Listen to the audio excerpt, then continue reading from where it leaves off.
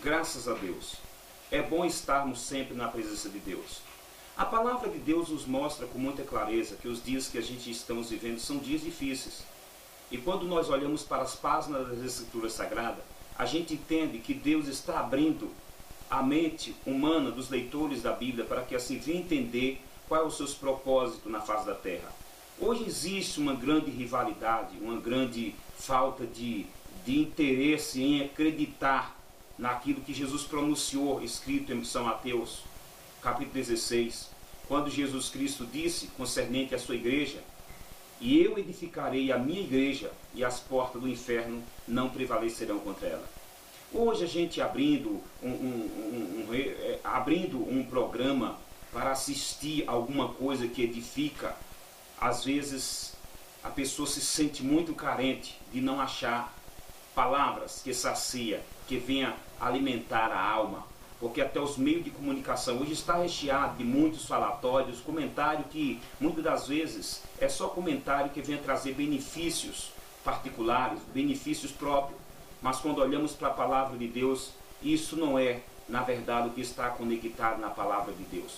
Hoje, as pessoas, muitas delas estudiosas, homens bem estudados, se escondem por trás de um estudo, de uma teologia, que eu não sou contra, mas muitas das vezes precisamos respeitar as demais pessoas que não têm conhecimento e tentar ensinar elas assim como Jesus fez.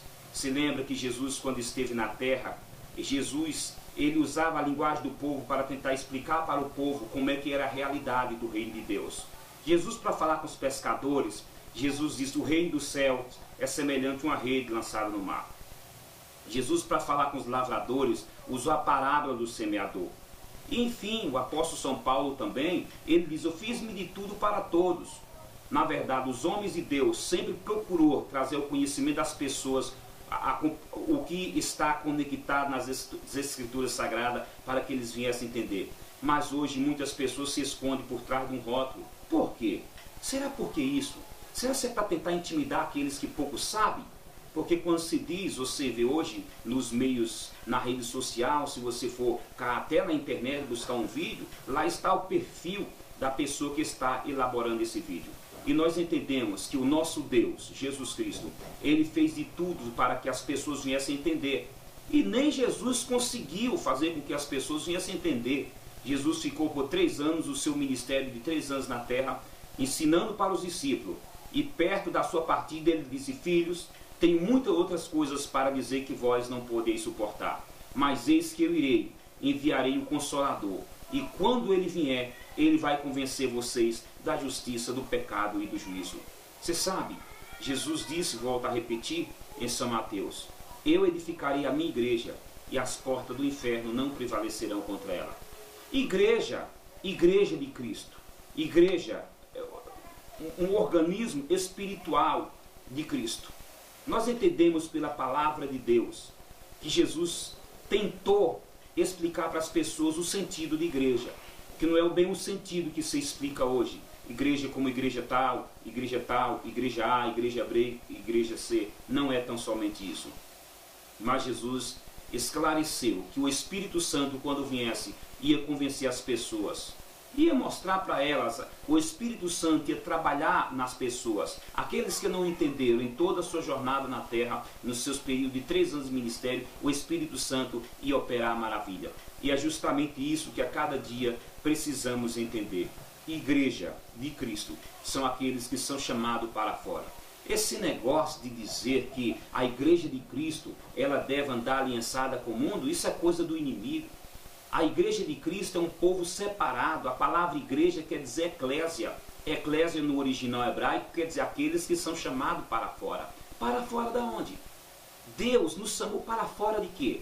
Se eu professo dizer ser igreja de Cristo e eu faço as mesmas coisas que o mundo faz, se eu ando em concordância com um comentário baixo que eu presenciei, ao ato de dizer que alguns pastores até cancelar os seus cultos, mudar o culto por causa da copa que vai cair em pleno horário de culto, esses na verdade não são igreja de Cristo, são pessoas que vivem e falam a linguagem do mundo.